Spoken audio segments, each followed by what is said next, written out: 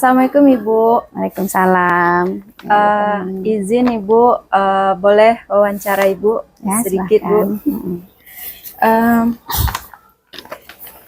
Bu? Bu, saya ingin wawancara Ibu tentang bagaimana Ibu sebagai pimpinan sekolah mengambil keputusan atas kasus-kasus yang di dalamnya ada kebajikan-kebajikan begitu Ibu. Selama ini apakah ada kasus di sekolah Ibu yang membuat Ibu dilema untuk membuat keputusan Ibu? Ada, yang cukup banyak. Kasus seperti apa itu Ibu? Mungkin salah satu kasusnya itu ada seorang siswa yang memang anak ini berprestasi di bidang olahraga, itu contohnya silat. Nah, kebetulan silat ini kita kan pakai pelatihnya dari luar. Dan anak ini memang sudah 2 tahun terakhir itu mengikuti kegiatan lomba U2SN dan meraih prestasi di tingkat kabupaten sehingga menjadi perwakilan kabupaten ke provinsi. Tapi pada kegiatan proses pembelajaran di sekolah, anak ini kurang maksimal. Jadi banyak tidak melaksanakan tugas-tugas dengan guru-guru mata pelajaran yang lain. Jadi di saat rapat kenaikan kelas, anak ini termasuk salah satu nominasi siswa yang nilainya itu tidak memenuhi standar untuk naik kelas. Jadi untuk memutuskan ini kami dilema, baik saya maupun teman-teman yang lain itu menjadi sebuah dilema.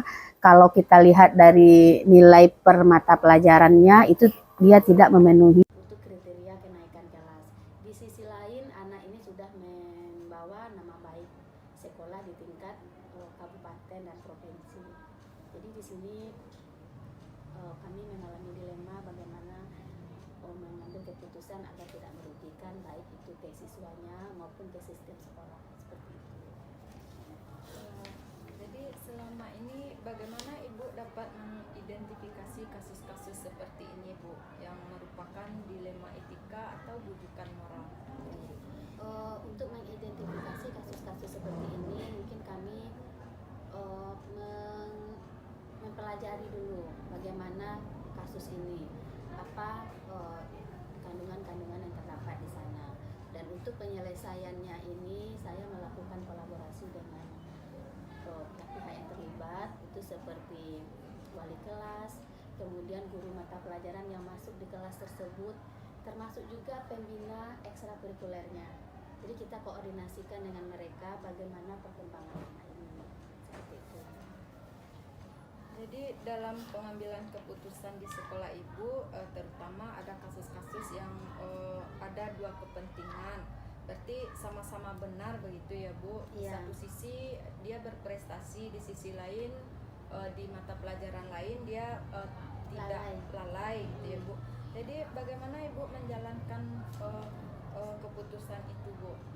Nah, untuk keputusan yang seperti ini yang sudah kita cobakan, itu memang kita mengadakan rapat dengan majelis guru, kemudian kita menelusuri lebih spesifik, lebih pribadi secara individu tentang kondisi anak ini, mungkin bagaimana latar belakang keluarganya, bagaimana progresnya, dan juga profil anak tersebut kita bicarakan. Itu bisa kita ambil datanya melalui wali kelas, kemudian dengan guru mata pelajaran yang lain. Setelah data ini kita kumpulkan, kita rapatkan bersama-sama, kita mengambil keputusan dengan guru-guru yang memang bermasalah dengan mata pelajaran guru tersebut. Dan solusi yang pernah kita ambil itu berdasarkan koordinasi dengan guru mata pelajarannya, itu anak ini tetap kita naikkan ke tingkat berikutnya, tetapi dia harus menyelesaikan tugas-tugas yang memang harus dia selesaikan selama semester berjalan. Jadi memang ada dispensasi untuk anak tersebut, tapi tetap kita menanamkan rasa tanggung jawabnya. Dan juga di sini kami berpikir kalau seandainya anak ini kita tinggalkan, ini mungkin akan berdampak kurang baik untuk masa depannya, karena dia punya prestasi. Mungkin dengan prestasi yang satu ini, inilah nanti yang akan mengantarkan dia pada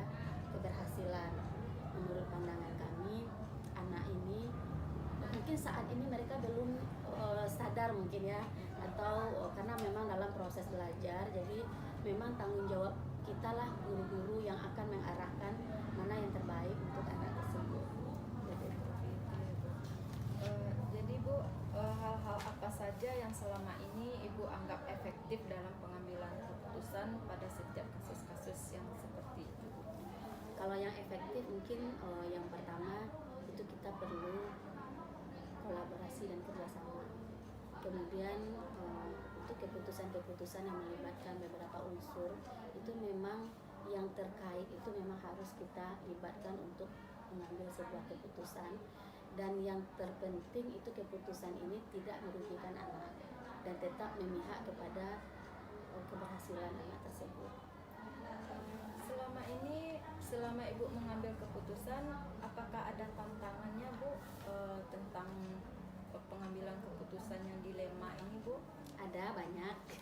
Ada. Jadi kalau tantangannya itu yang pertama mungkin kita guru itu akan bermacam-macam sudut pandangnya. Mungkin beberapa orang guru memang lebih mengedepankan prinsip-prinsip idealisnya, karena anak ini memang nggak bikin tugas. Jadi kalau seandainya dinaikkan juga kelas, berarti nanti akan menyefek kepada siswa-siswa yang lain dan juga sistem sekolah. Itu yang pertama. Kemudian untuk mengantisipasi ini tentunya itu kita harus tetap menuntut tugas dan tanggung jawabnya itu harus ada, dan juga di sini kita harus melibatkan orang tua agar orang tua juga ikut mengontrol kesiapan anak-anak ini. Jadi biar nanti teman-temannya yang lain itu juga tidak terpengaruh ikut-ikutan hal-hal yang negatif yang dilakukan. Ibu, kira-kira di sekolah Ibu yang Ibu pimpin ini, apakah ada jadwal tertentu untuk menyelesaikan kasus-kasus dilema ini, atau pas ada masalah langsung diselesaikan? Mungkin kalau di sekolah ini sebenarnya untuk penyelesaian kasus-kasus yang agak-agak dilema, agak berat mungkin, kita yang pertama itu memang ada yang spontan ketika kasus itu berlangsung, itu langsung kita antisipasi. Tapi di sisi lain itu kita sudah mulai membentuk tim TPPK, itu dimana tim ini terdiri dari orang tua siswa dan guru, jadi tim khususnya di sana. Jadi untuk permasalahan yang agak berat-berat ini, untuk mengidentifikasinya kita memang ada tim khususnya. Jadi untuk menggali lebih dalam lagi tentang penyelesaian kasus-kasus anak di sini, serta untuk mengambil keputusan nanti yang agak berat-berat itu memang kita dengan tim tersebut, kemudian kita pecahkan juga dengan seluruh Bapak Ibu Majelis Guru. Tapi itu secara umumnya ya, ketika permasalahan itu terjadi, ketika itulah kita lebih fokus. Di sisi lain kita akan mengadakan sosialisasi atau edukasi kepada anak-anak kita kerjasama dengan Forkopimcan atau instansi terkait. Itu rencananya dalam program sekolah kita lebih maksimalkan. Berarti dalam mengambil keputusan tentu banyak sekali ya Bu yang yang membantu Ibu, yang mempermudah pengambilan keputusan. Apakah selain dari tim tadi, apakah masih ada yang membantu Ibu atau faktor-faktor lain yang membantu Ibu dalam mengambil keputusan? Secara umumnya iya. Jadi memang karena kita juga masih baru ya, pengalaman mungkin juga belum terlalu banyak. Jadi untuk pengambilan keputusan ini biasanya Ibu juga berdiskusi dengan orang-orang yang sudah senior. Yang terkecilnya misalnya guru-guru senior yang ada di sekolah kita, karena pengalaman beliau mungkin itu juga sudah lebih banyak. Apalagi kalau ada mantan kepala sekolah juga ada di sini, kita juga melibatkan beliau untuk mengambil keputusan, pandangan-pandangan beliau berdasarkan pengalaman. Selain itu kita juga berkoordinasi dengan ibu-ibu wakil kepala sekolah, kemudian wali kelas. Untuk pihak ketiga kita juga melibatkan mungkin dari DP2KB, itu ada psikolognya, atau orang-orang mungkin yang memang sudah kompeten di tingkat kabupaten untuk penyelesaian referensi, koordinasi untuk mengambil sebuah keputusan. Seperti itu. Ini Bu, pertanyaan terakhir dari saya Bu. Dari semua sudah beberapa kali Ibu mengambil keputusan, kira-kira apa pengalaman yang bisa Ibu ambil atau pengalaman Ibu dalam mengambil keputusan tersebut Bu?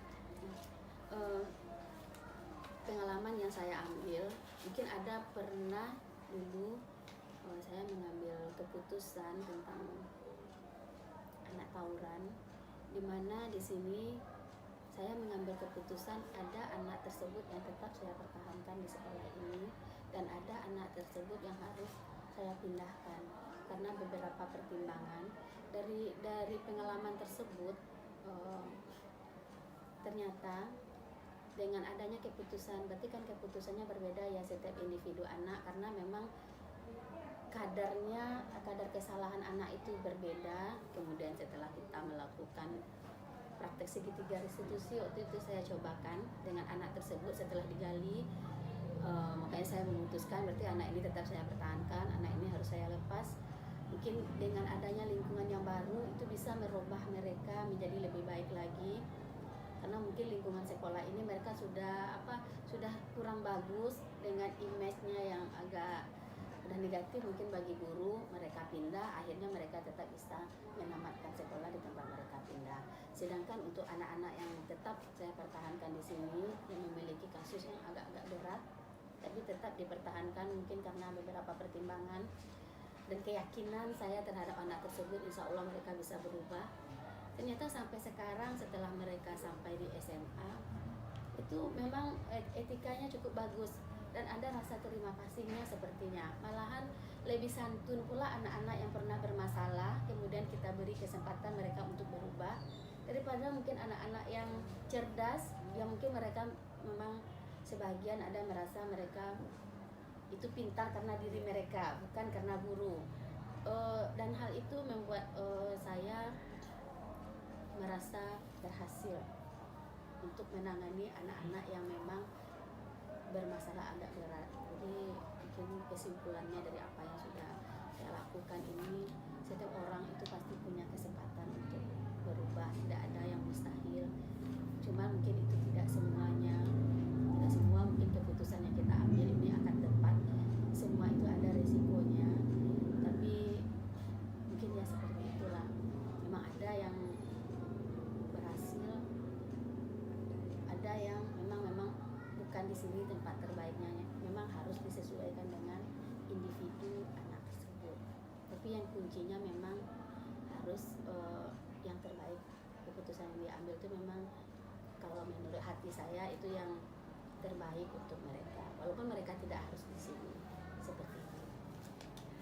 Baik Ibu, terima kasih Bu atas pengalaman yang Ibu berikan. Mudah-mudahan bisa menjadi manfaat juga, pembelajaran juga untuk saya Bu. Terima kasih Bu. Ya.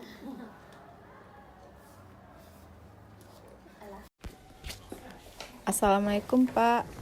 Sebelumnya saya berterima kasih karena diberikan kesempatan untuk mewawancarai Bapak sebagai pimpinan SMK 5 Solo Selatan.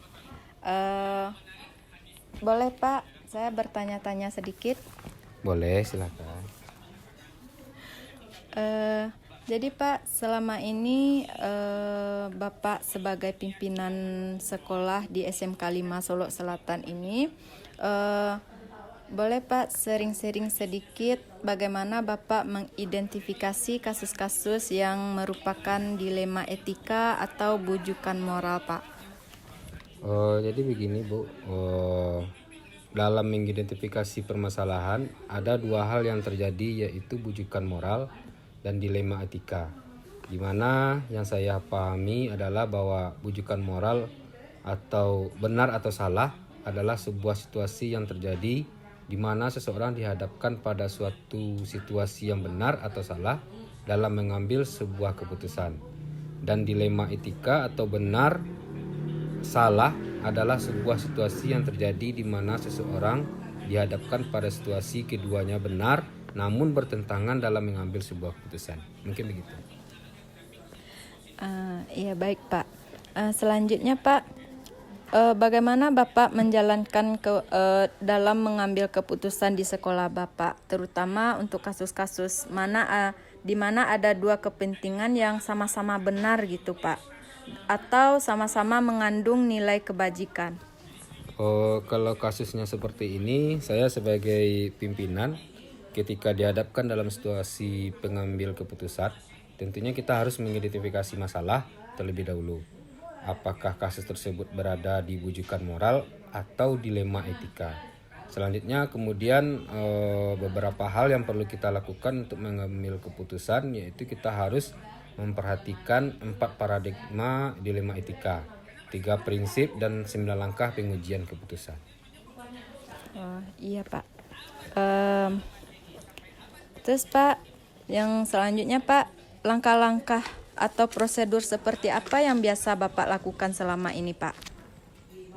Yang pertama saya lakukan adalah mengidentifikasi permasalahan yang ada, kemudian saya mengenali nilai apa yang bertentangan dalam situasi ini, kemudian saya menentukan siapa yang terlibat. Dalam hal ini seringkali saya melibatkan guru untuk mengumpulkan fakta, kemudian saya akan melakukan pengujian benar salahnya, melaksanakan 3 prinsip resolusi, mencari kemungkinan penyelesaian atau opsi trilema. Selanjutnya saya akan membuat keputusan kemudian merefleksikannya.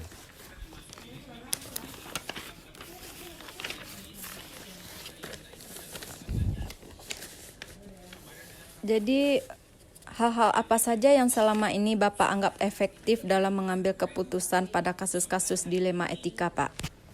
Ketika kita berhadapan dengan dilema etika, hal yang cukup efektif dalam pengambilan keputusan pada kasus dilema etika adalah menggunakan 3 prinsip resolusi, yaitu berpikir berbasis hasil akhir, berorientasi pada aturan yang benar, dan mengutamakan rasa peduli.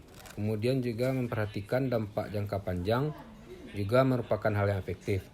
Selain itu juga seringkali saya melakukan diskusi dengan para guru dan pemangku kepentingan di sekolah untuk menyelesaikan sebuah kasus atau permasalahan.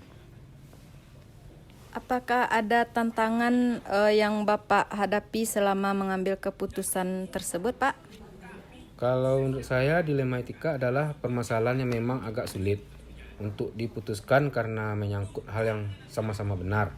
Itu adalah tantangannya. Namun saya kembalikan lagi pada nilai-nilai yang saya pegang teguh dan aturan yang berlaku, serta tidak lupa kepedulian terhadap sesama juga harus saya pertimbangkan.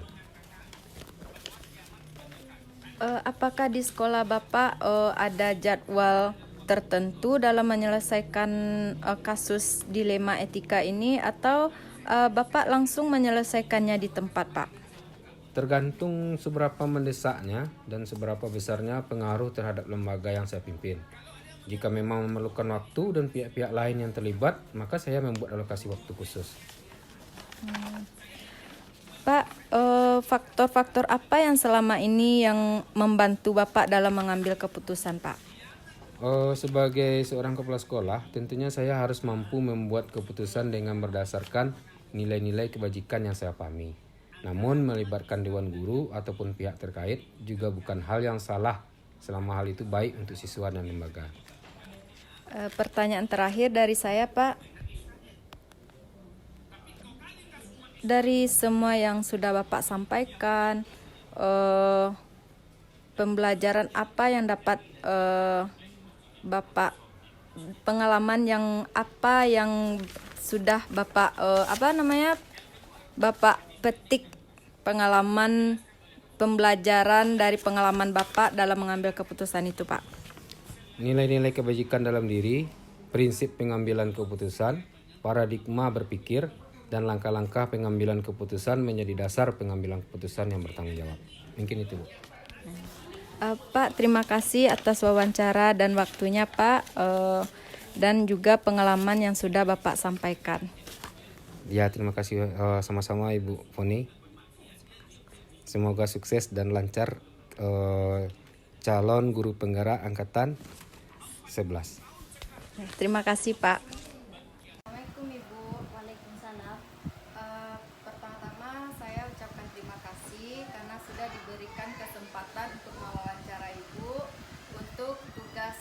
CGP saya, Bu. Ya, Ini saya ingin mewawancara Ibu tentang bagaimana selama ini Ibu mengambil keputusan yang bijak sebagai pimpinan di TKIT Mahkamah ini, Bu. Apakah Ibu bersedia saya wawancarai, Bu? ya bersedia. Terima kasih ya, Bu. Ibu selama ini bagaimana Ibu dapat mengidentifikasi kasus-kasus yang merupakan dilema etika atau bujukan moral ini, Bu? Dalam mengidentifikasi permasalahan ini ada dua hal yang terjadi, yaitunya bujukan moral dan etika, di mana yang saya pahami adalah bahwa bujukan moral atau benar atau salahnya adalah sebuah situasi yang terjadi di mana seseorang dihadapkan pada situasi benar atau salahnya dalam mengambil sebuah keputusan. Dan dilema etika atau benar salahnya adalah sebuah situasi yang terjadi di mana seseorang dihadapkan pada situasi yang benar namun bertentangan dalam mengambil sebuah keputusan. Oh begitu ya, Bu. Jadi Ya. selama ini bagaimana Ibu menjalankan keputusan dalam mengambil keputusan di sekolah Ibu ini, terutama untuk kasus-kasus yang di mana ada dua kepentingan yang benar dan sama-sama mengandung nilai kebajikan. Sebagai pemimpin, ketika kita dihadapkan dalam dua situasi mengambil keputusan, tentunya kita harus mengidentifikasi masalah terlebih dahulu. Apakah kasus tersebut berada di bujukan moral atau dilema etika. Selanjutnya ada beberapa hal yang perlu kita lakukan untuk mengambil keputusan, yaitunya kita harus memperhatikan 4 paradigma, dilema etika, prinsip, dan langkah pengujian keputusan. Terus langkah-langkah atau prosedur seperti apa yang biasa Ibu lakukan? Yang pertama saya lakukan adalah dengan mengidentifikasi permasalahan yang ada, kemudian saya mengenali nilai apa yang bertentangan dengan situasi ini. Setelah itu saya menentukan siapa yang terlibat. Dalam hal ini sering kali saya melibatkan guru untuk mengumpulkan fakta. Kemudian saya akan melakukan pengujian benar salahnya. Dilaksanakan 3 prinsip revolusi, mencari kemungkinan penyelesaian atau opsi trilema. Selanjutnya saya akan membuat keputusan kemudian merefleksikannya. Oh gitu ya, Bu. Terus Bu, selama ini apa yang menjadi tantangan Ibu dalam mengambil keputusan dalam kasus-kasus yang ada di sekolah Ibu ini? Menurut saya dilemanya etika adalah permasalahan yang memang agak sulit untuk diputuskan karena menyangkut hal yang sama-sama benar. Itu adalah bertantangannya. Namun saya kembalikan lagi pada nilai-nilai yang saya pegang teguh dan aturan yang berlaku, serta tidak lupa kepedulian terhadap sesama juga harus saya pertimbangkan. Gitu ya, Bu. Jadi di sekolah Ibu, apakah Ibu mempunyai jadwal tertentu dalam menyelesaikan masalah atau ketika ada masalah Ibu langsung menyelesaikannya di tempat? Tergantung seberapa mendesak dan seberapa besar pengaruh terhadap lembaga yang saya pimpin. Jika memang memerlukan waktu dan pihak lain saya terlibat, maka saya akan membuat alokasi waktu khusus. Gitu ya, Bu. Berarti itu tergantung nanti seberapa besar masalahnya ya, Bu. Ya, Berarti ada yang langsung diselesaikan di tempat, ada juga jadwalnya ya, Bu ya. Oh, iya. masalahnya. Kira-kira Ibu selama ini apakah ada faktor atau seseorang yang dapat mempermudah atau membantu Ibu dalam mengambil keputusan, Bu? Sebagai seorang kepala sekolah, tentunya saya harus mampu membuat keputusan dengan berdasarkan nilai-nilai kebajikan yang saya pahami. Namun, melibatkan dewan guru atau pihak terkait juga bukan halangan salah selama hal itu baik untuk siswa dan lembaga. Baik Ibu, dari semua yang sudah Ibu sampaikan, kira-kira apa pelajaran yang dapat Ibu ambil atau selama Ibu mengambil keputusan dilema etika itu, apa pelajaran yang sudah Ibu dapatkan gitu? Nilai-nilai kebajikan dalam diri, prinsip pengambilan keputusan, paradigma berpikir dan langkah-langkah pengambilan keputusan menjadi dasar pengambilan keputusan yang bertanggung jawab. Begitu ya Bu. Ya. Wah, banyak sekali pengalamannya ya Bu ya. Ibu terima kasih Bu atas sharing-sharing yang Ibu sampaikan, atas pengalaman Ibu tentang sekolah yang Ibu pimpin ini. Semoga nanti sekolah Ibu menjadi sekolah yang dapat mencapai visi misi sekolah yang Ibu harapkan gitu. Insya Allah.